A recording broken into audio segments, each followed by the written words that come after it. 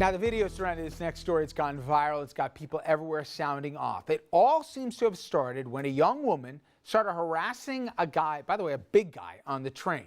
He seemed to be trying to shrug it off, but then the situation got escalated. Take a look. You got a A-boy jacket that came out in 1990. Bro,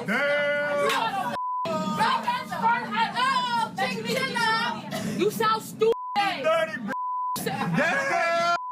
You know me?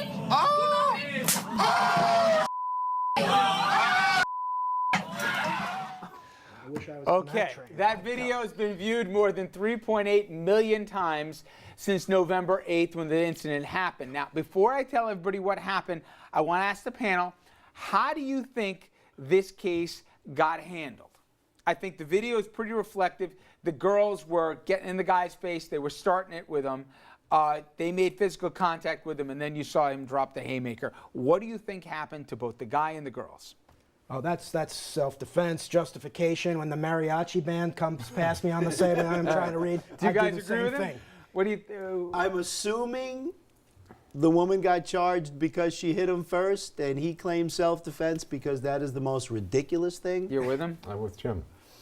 I would go with them only because you're asking the question, but I bet they probably arrested the guy. Both of them. I think they charged both of them. The charges originally were filed against both. They were dropped against the man on Monday. In fact, he's suing the woman in the video, and she's facing felony assault charges here. But the audio, yeah, I heard that one, and that is going out, and he's suing her. Maybe she has a concussion from that. By the way, you should have seen the wheels turning in their hands. What are you suing her? Let me get the name here. Okay. Now, this week, New York Mayor Bill de Blasio announced a new policy for people caught with small amounts of marijuana. The new rule says the people who are found with small amounts of the drug will be given a ticket instead of being taken away and charged with a crime. However, critics say the measure doesn't address one of the main issues that the mayor promised to tackle, and that is the profiling, racial profiling going in when it comes to targeting offenders. But is it an overstatement to say that now, Mayo, pot's legal in New York City? It's not. Absolutely, it's an overstatement to say that. I mean, if you have pot in public view, it's a Class A misdemeanor. It's a Class B misdemeanor. Okay, it's a criminal possession of marijuana in the 5th degree. 4th degree if it's over 2 ounces, and then it goes up from there.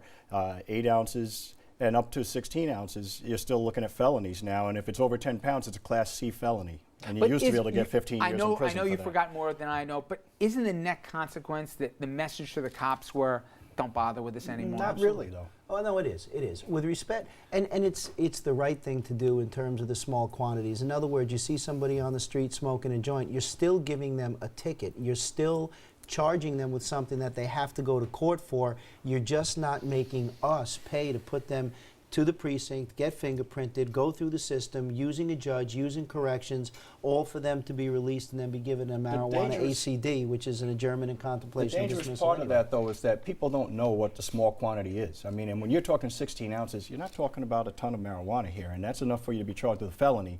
So people think now that it's legal. When they hear that, they don't understand that there's a distinction between you selling it, how much you possess, how you possess it, and then the collateral consequences of marijuana, you not being able to get federal loans for college, you being deported if you have 2 marijuana offenses, and even if you're here legally. Overall, is this good or bad policy? I heard the head of the treatment center in New York saying this is not going to be a good message that's going to be communicated. Practically, is this good or bad? Well, this is like, I mean, talking about, you know, abortion or something. It's where you feel, where you fall on it.